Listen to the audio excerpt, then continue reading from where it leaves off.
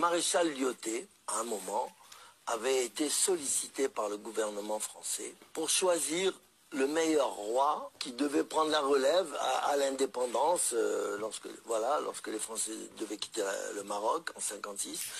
Le roi était supposé être francophone et protéger les intérêts français au Maroc. Mon père était le seul apte, d'ailleurs il le dit lui-même dans les papiers que j'ai montrés, tout ça, que mon père était le seul homme en qui il avait confiance, c'était son confident et tout et tout. Et à partir de là, la France a imaginé un subterfuge, un stratagème on va dire, pour le mettre en défaut et ensuite pour le faire assassiner.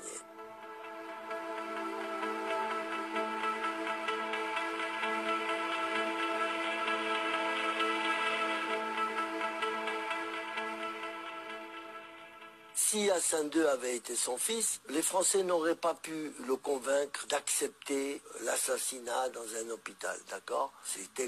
Ça aurait été quand même son père. Et je pense que Hassan II n'aurait pas été assez cruel pour accepter qu'on tue son père. Là, son véritable père, c'est le Glaoui El Pacha de Marrakech. J'ose le dire, je l'affirme, je le confirme. Et si le roi Mohamed VI n'est pas content, il n'a qu'à faire un test de paternité, on verra bien. Quel gène il a.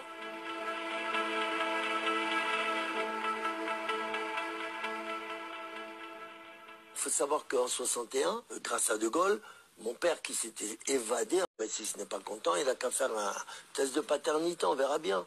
Quel gène il a.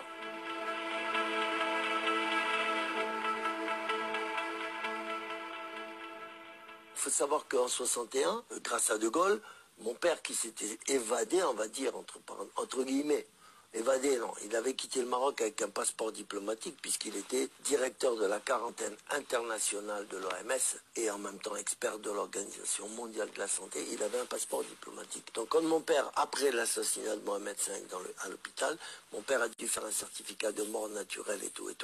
Il a triché bien sûr. Par la force, parce qu'on l'avait piégé gravement. Mais tout ça, j'en parle de mon livre. Il nous dit, comme ça, du jour au lendemain, dès que Hassan II a été installé sur le trône, il fait, bon, les enfants, vous faites vos valises, on rentre en France. Bon. Moi, j'étais pas très content, j'adorais le Maroc, c'est un pays formidable.